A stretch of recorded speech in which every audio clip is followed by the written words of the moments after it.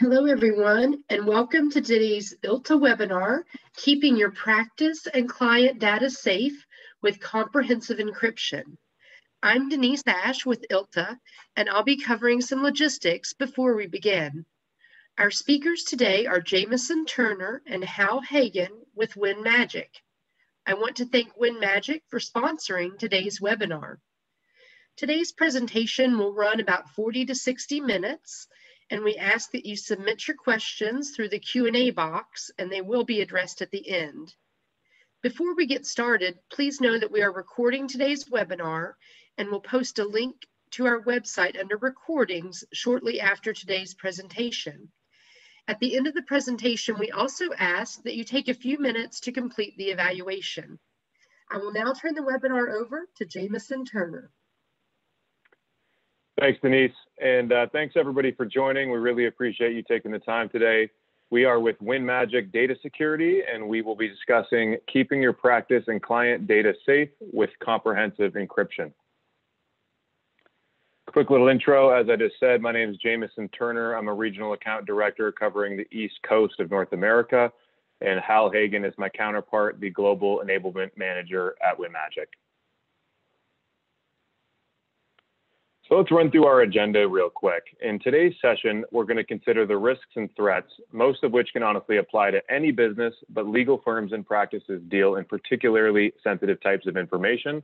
So hopefully our hour today will target those areas that really only concern you. We're going to explore the risks and threats that relate to legal documents, data storage and access control. Across the hosted devices, platforms, and operating systems, the security considerations are all mostly the same. We're going to explore data breaches, their sources and risk areas, as well as their costs. We're going to explore authentication to servers and services that reside outside the firm's direct control. We're going to explore data protection solutions. And lastly, we'll finish up with passwordless authentication, which sounds like a bit like contradiction in terms, but is actually a stronger and better security than passwords themselves. Let's start with the equipment that you use every day. Your endpoint device, like a laptop or desktop, your access to data in the cloud, or your own data center, as well as removable media. Among the risks for legal firms is that these can be full of personal identifiable information, that's PII. They could be full of allegations yet to be proven or disproven, could be full of case notes and case plans, appeal plans, could be full of precedent information that will shape arguments in a case, could be full of information and evidence that must be shared with opposing counsel, or that must be submitted to the court. So risks of having allegations or evidence that just gets into the wild, per se, could truly poison a jury or the pool of potential jurors, even rendering a current case moot. The threats and challenges, and there are many, of how to protect against theft or loss of a laptop, USB stick, removable media, external hard drives, or access to sensitive information by inappropriate persons, could be even within your own staff or unaffiliated with a given case, wherever that information is stored. Or a non-plausible risk of a government agency prying into data stored in the cloud by pressuring or giving a subpoena to your cloud service provider. So of course, we can't stress enough the risks, the threats and challenges in this space. Let's go through some facts.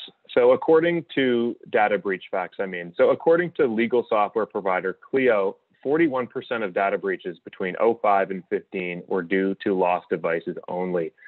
A laptop is lost or stolen every 53 seconds, and an Intel study revealed that over 12,000 laptops are lost or stolen weekly at US airports alone.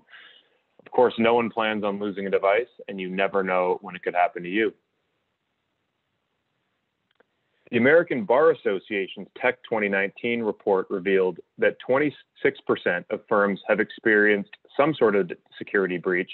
19% aren't even sure if their firms have experienced one, which is scary. And 35%, lower than 38% from 2018, take specific cybersecurity precautionary measures. So there's still a huge amount of companies out there that are not taking this as seriously as they should. Furthermore, what are some of the common consequences to a firm that has experienced a breach? Well, 37% encounter consulting fees to repair that breach, 35% encounter downtime and loss of billable hours, 20% encounter costs to replace hardware or software, and 15% experience destruction of data or loss of files. So invariably, the law requires that law enforcement is notified of that breach, and clients who may or may not be directly affected need to be notified. So aside from fines applied under the law, there's of course a cost, a huge one, in terms of lost trust in your firm. The last two stats I'll mention: 4% of firms suffer unauthorized non-client data access, and another 3% suffer unauthorized access to client data. So all potential big losses of face in a profession based around trust and commitment to confidentiality. So let's get to some solutions here. We'll start with the endpoint. There do exist strong solutions out there to protect against all of these threats and risks. And first and foremost should be encryption of all data on personal computers.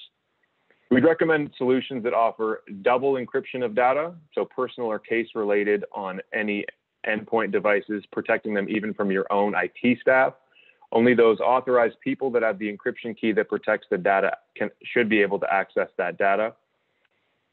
In this situation, your IT staffer can still fix your computer. They just can't get to any of the sensitive materials. The same tool can encrypt sensitive case or other information stored in network shares or folders, again with the same protection. Only those people, lawyers or clerks, who are working on a given case will have the key that protects that information, so only they can access those folder contents. Ideally, the same tool will offer persistent encryption to ensure that if data is dragged out of a protected folder, it stays encrypted with its original protection key.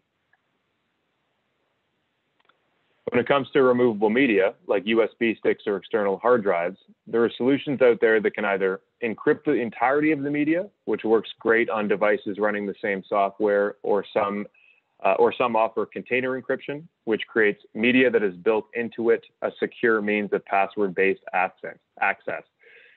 Where your users have the key that protects the media in their logged-in key file, they should have transparent access to the information. It should just simply open up for them.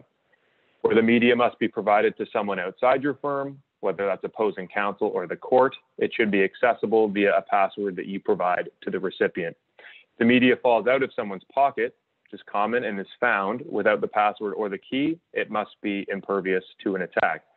And with container-based media, if you forget the password, it should be possible to securely recover access to those contents.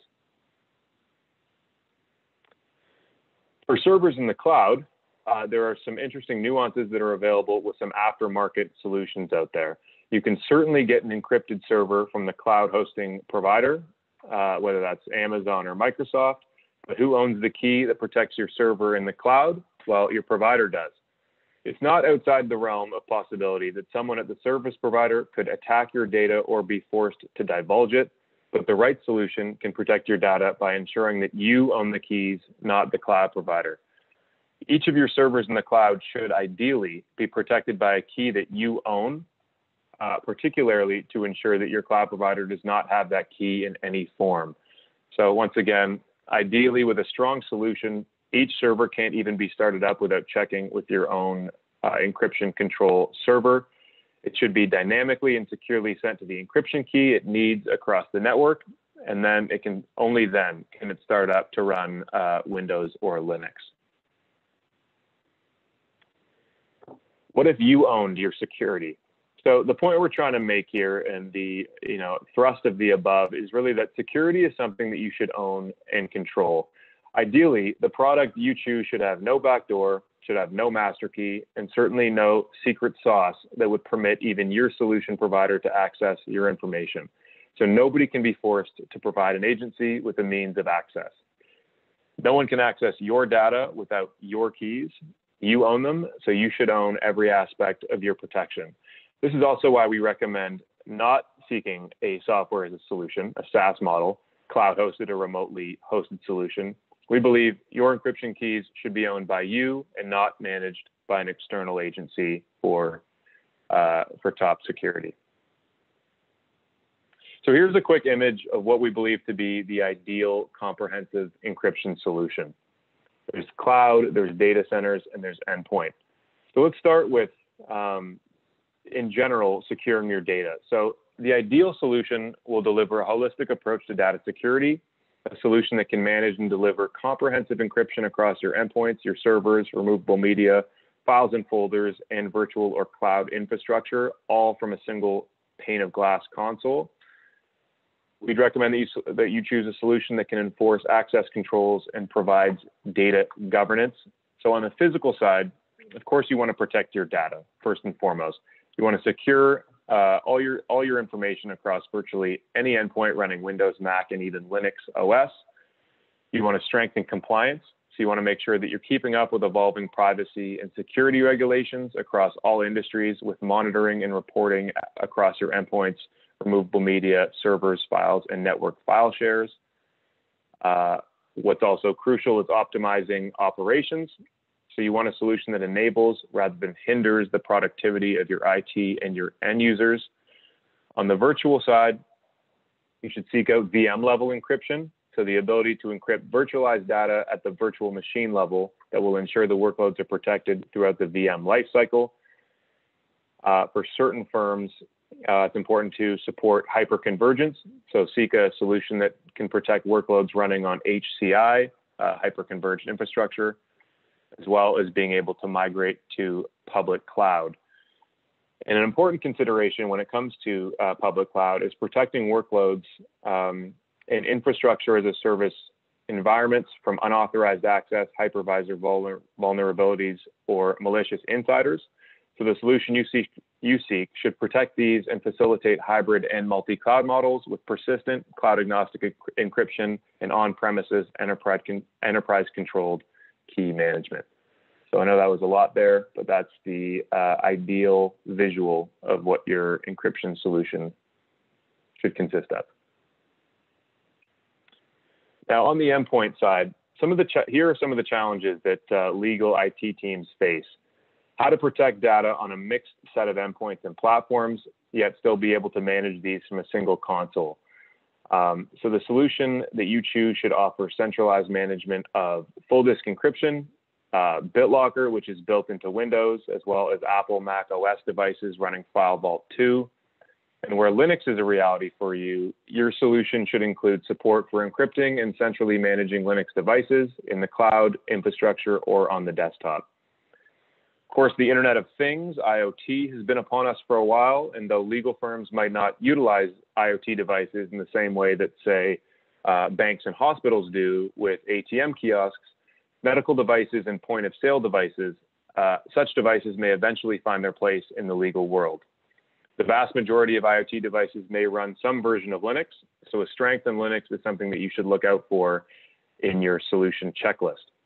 Where risks of data breach from lost or stolen flash drives and removable media are a reality, the ideal solution will have robust and easy-to-use encryption for these forms of media, and ideally should support removable media access and update from multiple platforms like Windows and Apple Mac OS.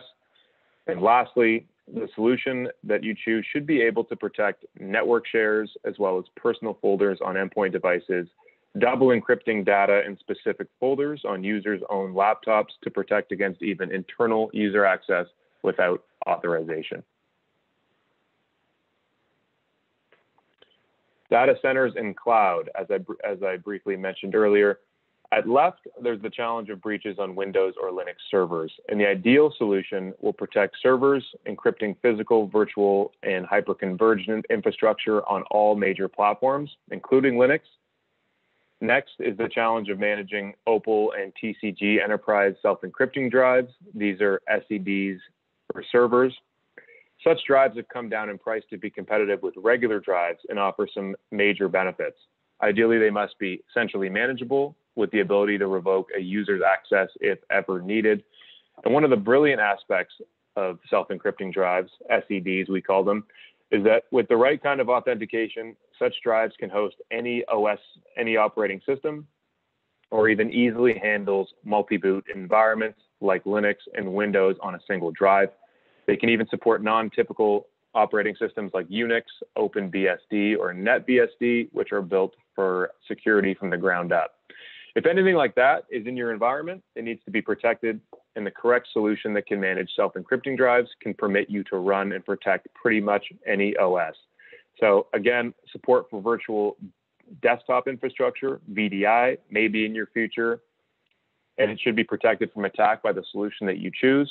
A single management platform ensures that you have one tool to manage multiple cloud-hosted servers on the leading platforms with transparent encryption and proliferation of solutions, each handling a part of your environment's protection, will lead to a frustrating piecemeal tool set with difficulties in providing compliance and the risk that someone somewhere may be falling through the cracks.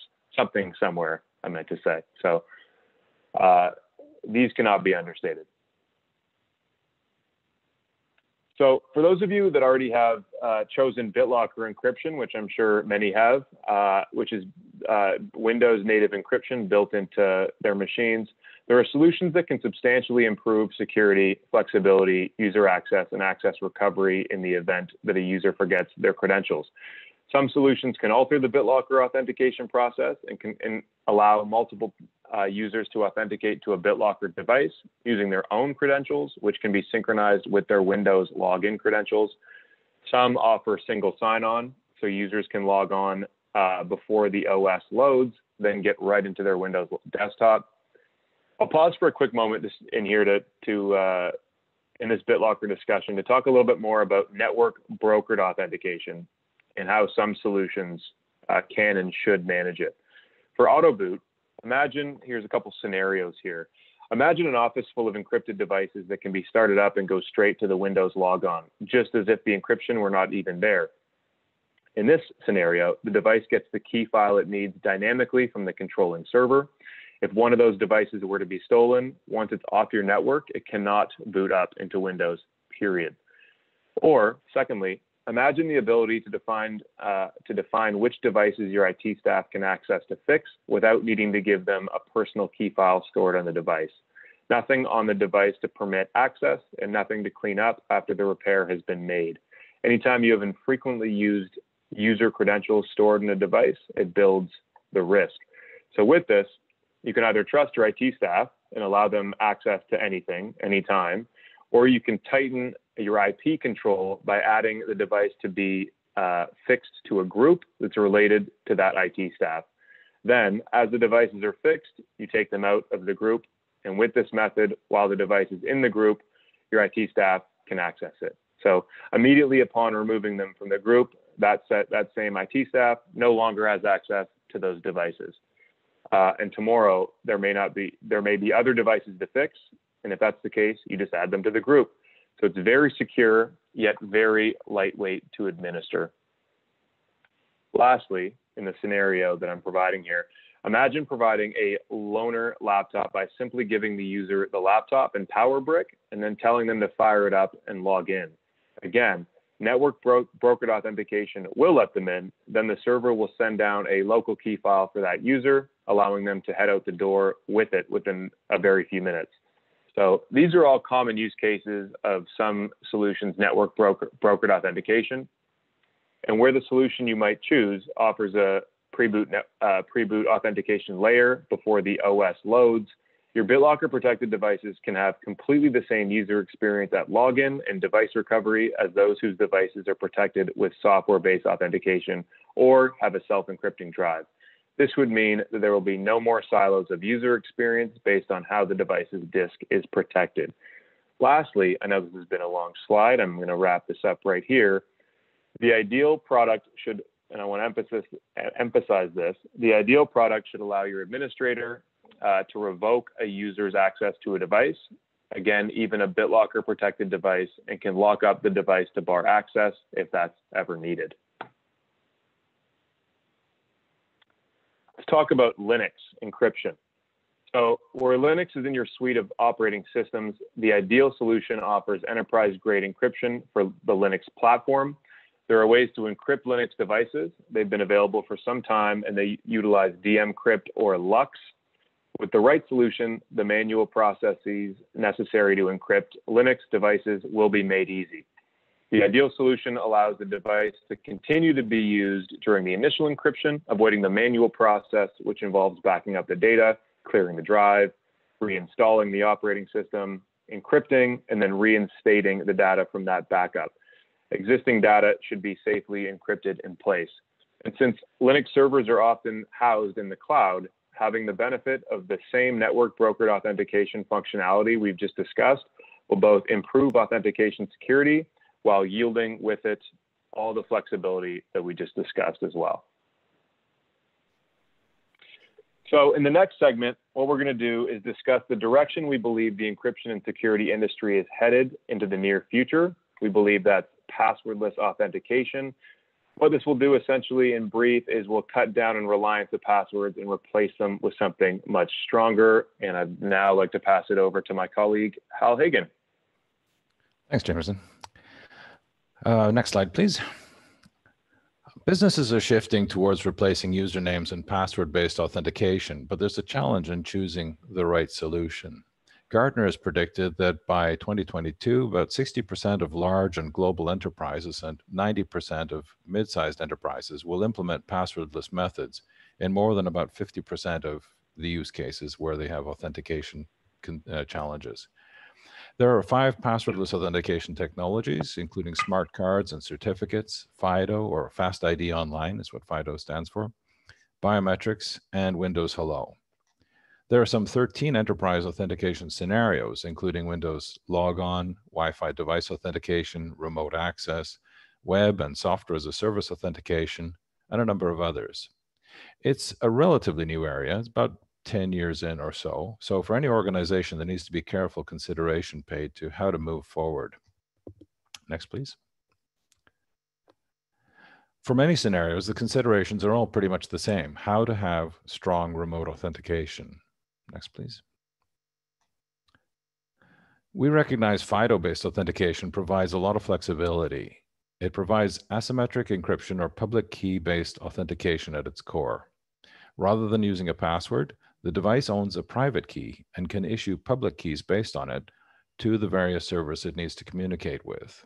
The beauty of this is that the private key can be generated from a token or a smart card or the device's own trusted platform module or TPM, or even by requesting a key from a phone, since modern smartphones have key generation capabilities.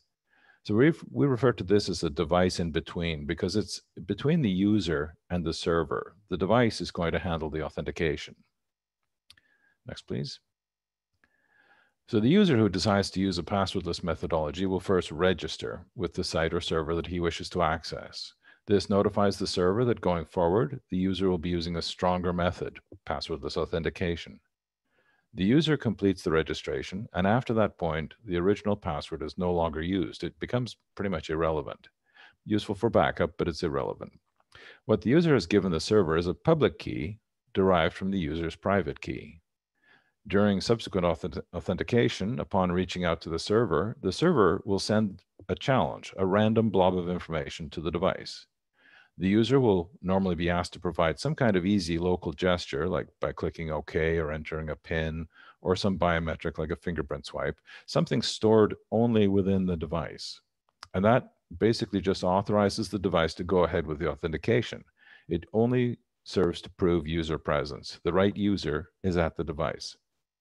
The device will sign this blob of random information using the user's private key, which only the device has.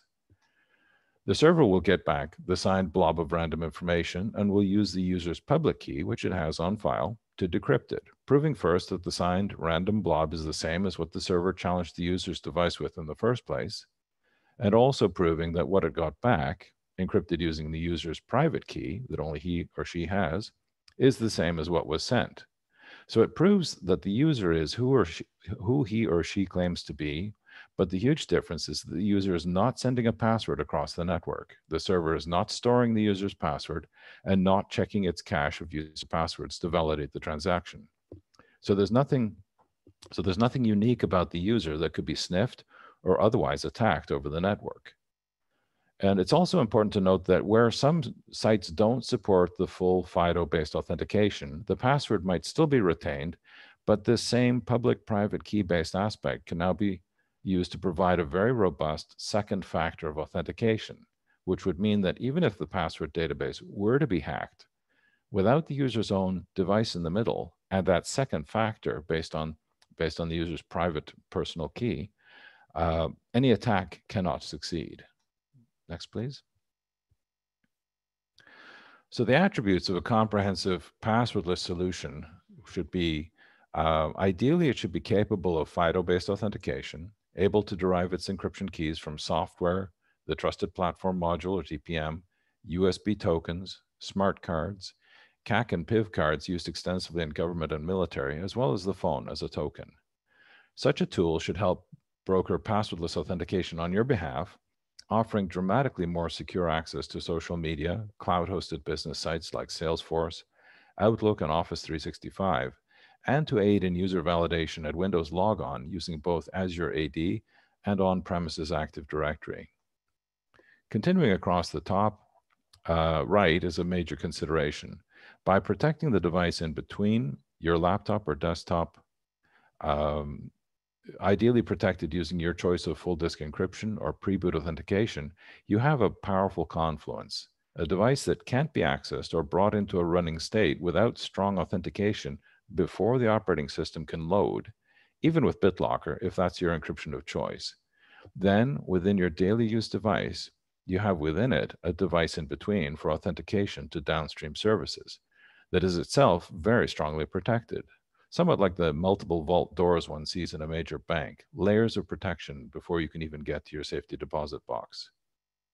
The ideal might be a solution that's an extensible platform to help your security go beyond the endpoint or your infrastructure to the services in the cloud or wherever you need to go that you use every day. At the bottom of the image, we have two areas, IDP or Identity Provider, IAM or Identity and Access Management, which seems to be overtaking IDP as the more comprehensive and successful engine. But the ideal might be to have a single solution that can integrate both hardware encryption and encryption-based authentication to downstream services. A single console solution that will handle access to your device while providing secure access and backup of your settings to whatever downstream solutions you use. Solution providers like us can benefit from your ideas, and in learning from you what else you need more secure access to, what other applications, what custom solutions we can help provide. Because we see this technology providing a new security posture, a broader enabling technology that can strengthen even legacy applications.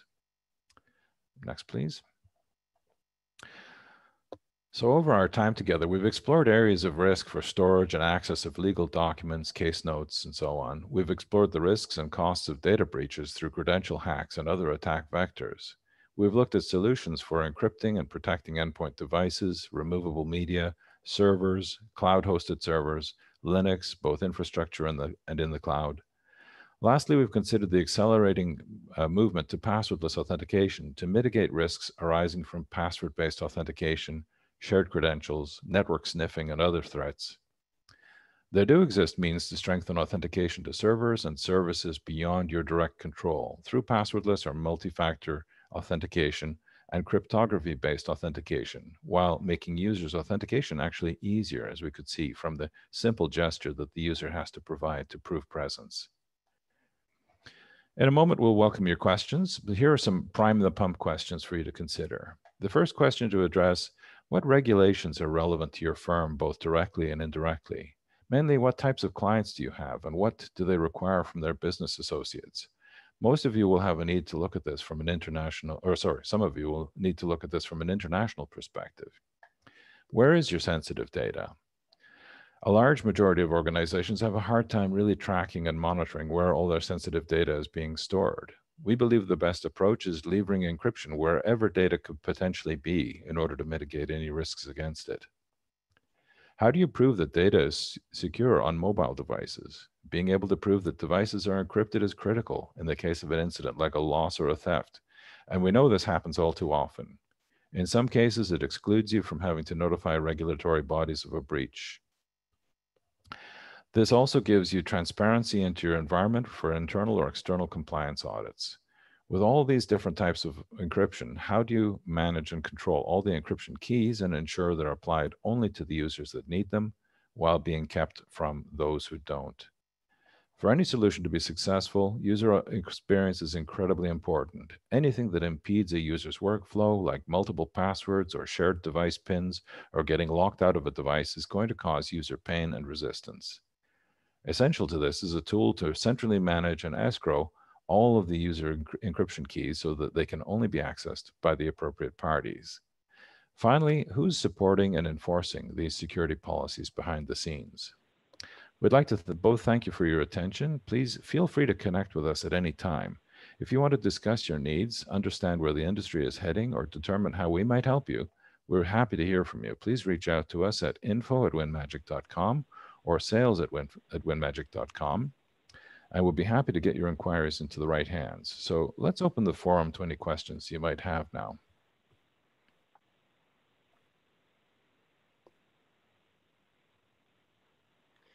While we're waiting on questions, I'd like to thank you, Jameson and Hal, for the great presentation, and thank WinMagic for sponsoring it. Thank you. And the evaluation is now up, so if you're not putting questions into the box, please complete the evaluation. We appreciate all of you. Thanks, Denise. Thanks, Nicole.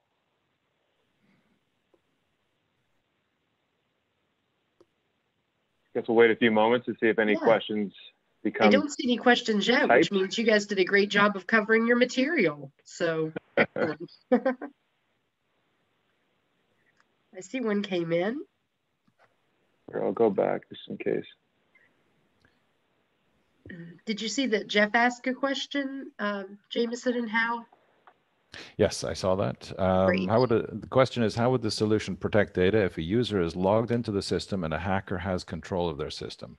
I'm mostly concerned that a hacker could copy data to an outside system. Most of these products that we've been talking about protect what we call data at rest, so that when the device is offline or down, the data is fully encrypted. Once the machine has been brought up into a fully running state, then basically you would have to do that kind of protection with something built into the operating system, Windows tools or something like that, because the data is now fully decrypted. There are movements towards, for example, encryption of live memory. It's still very much in the experimental phase, but that once that becomes mainstream, that will probably be a major consideration, because the user of the machine would be the one that would have the key that can decrypt the in-process memory. The attacker would not. Hopefully that answers the question. Great. That's a good question. Yeah, it was. Are there any compliance requirements maybe that we'd like to learn ourselves, you know, that aren't necessarily HIPAA or banking related? I see another question came in.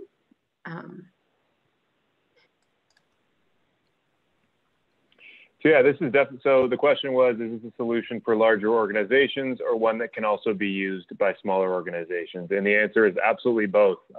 It can for sure be used for smaller organizations as well. You know, we have an enterprise product that can be deployed to, you know, over 100,000 users, or we can have, you know, small firms that have loaner laptops essentially. So there's no limit at all to the amount of devices required. Great.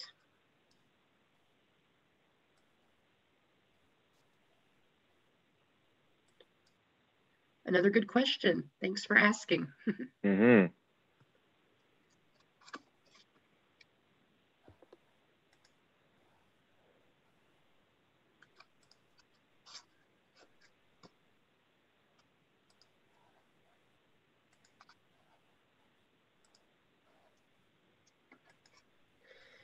Jameson and Hal, I don't know if you wanted to go back to your contact information one more time so that people could be sure and get your info. Yep. Before the end of the webinar. So if anyone comes up with a question or something comes to them later, please do reach out to us, sales@winmagic.com or info@winmagic.com. We'd love to get your feedback, engage with you further if there's anything else you'd like to glean from us, as we'd like to learn from you as well.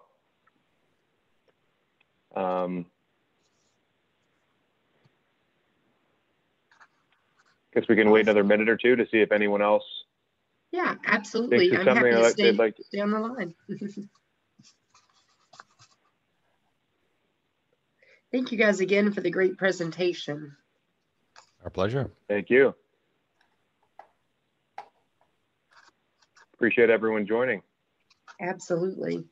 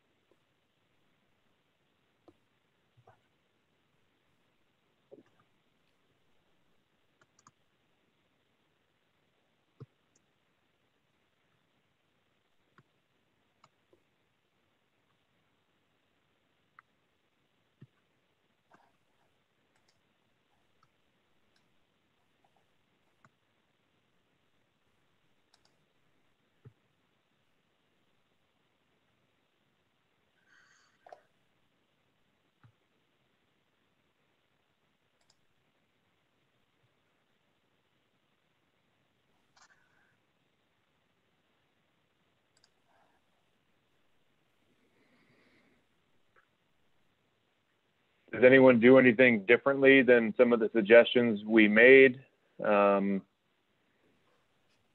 Anybody happy with their solutions they're currently using? If anybody wants to share it, an experience, you're more than welcome.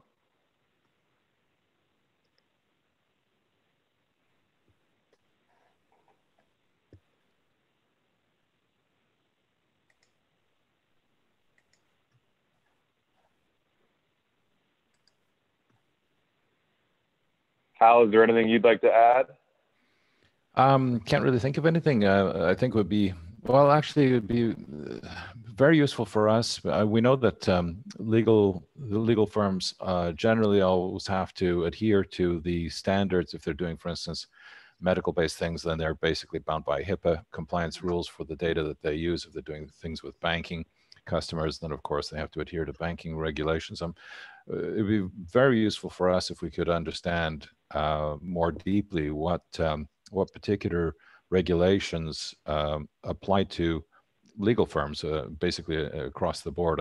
It's probably very much state-based as well, but there are probably some federal ones regardless, so that we can make sure that products like ours will help customers in these areas ensure that they can be compliant with the regulations that govern their industry, if you will.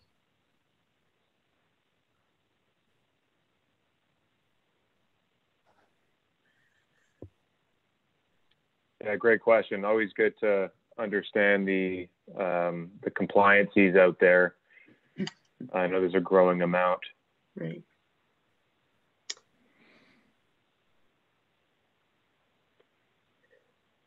And of course, when I was at a law firm, Hal and Jameson, which was about 1.5 years ago, a lot of that was client-based. A lot of the clients would have regulations they needed us to follow. So that's a lot of that is driven by the clients and the industries you serve. So. Yeah, absolutely. Mostly, in our experience, mostly, HIPAA from healthcare as well as, yes. PCI banking compliances. Yeah. But yeah, I know there's more out there. It'd be good to get some feedback.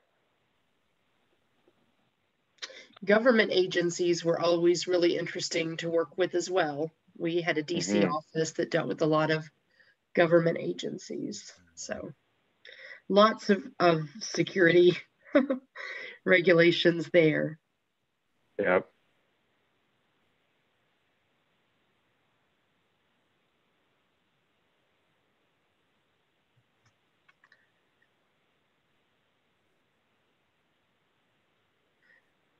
Does anybody still on the call have anything to add? I'm happy to allow you to talk. That's an option in the participants panel. Just let me know that via the chat.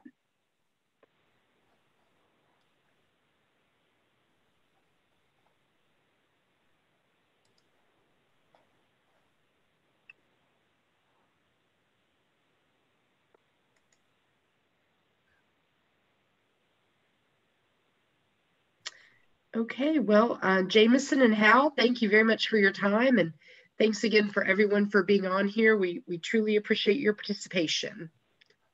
Thank you very much Thanks, for the Denise. opportunity. Thank you, ILTA. Have a great And day. yeah, Thank appreciate you everyone's all. time. Bye-bye. You as well. Take care.